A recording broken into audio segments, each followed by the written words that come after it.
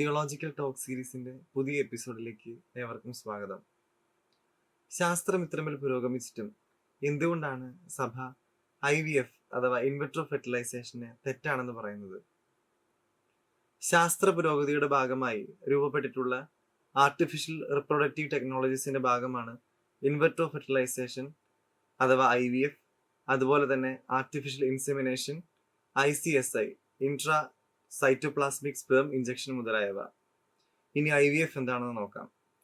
ശരീരത്തിന് പുറത്തു വെച്ച് സാങ്കേതിക വിദ്യയുടെ സഹായത്തോടു കൂടി ലാബിൽ പുരുഷ ബീജവും അണ്ഡവും തമ്മിൽ യോജിപ്പിച്ച് ഭ്രൂണത്തെ രൂപപ്പെടുത്തുകയും ആ ഭ്രൂണത്തെ പിന്നീട് ഗർഭപാത്രത്തിൽ നിക്ഷേപിക്കുകയാണ് ഇവിടെ ചെയ്യുക.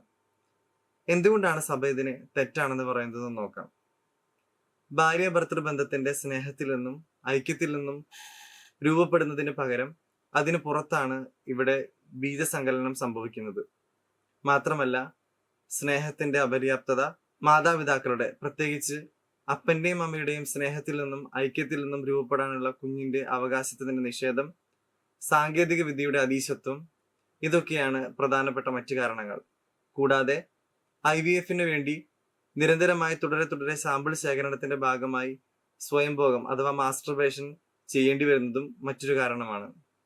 സഭയുടെ പ്രബോധന രേഖകളായ ദോനും വീത്തെ, ദിഗ്നിതാസ് ഇൻഫിനിത്ത മുതലായവയൊക്കെ മനുഷ്യ ഭ്രൂണത്തിന്റെ വ്യക്തിത്വത്തിന്റെ ധാർമ്മിക നിലയെ തുടരെ അടയാളപ്പെടുത്തുന്നുണ്ട്. മാത്രമല്ല, IVF-ന്റെ ഭാഗമായി രൂപപ്പെട്ടിട്ടുള്ള ഭ്രൂണങ്ങളിൽ ഒന്ന് മാത്രമാണ് ഗർഭപാത്രത്തിൽ നിക്ഷേപിക്കുന്നത്. മറ്റെല്ലാ ഭ്രൂണങ്ങളും നശിപ്പിക്കപ്പെടുകയാണ് ചെയ്യുക. സഭയുടെ നിലപാട് എന്താണെന്ന് വെച്ചാൽ, മനുഷ്യന്റെ പ്രത്യേകിച്ച് അപ്പന്റെയും അമ്മയുടെയും സ്നേഹത്തിൽ നിന്നാണ് കുഞ്ഞിന് ജന്മം നൽകേണ്ടതെന്നും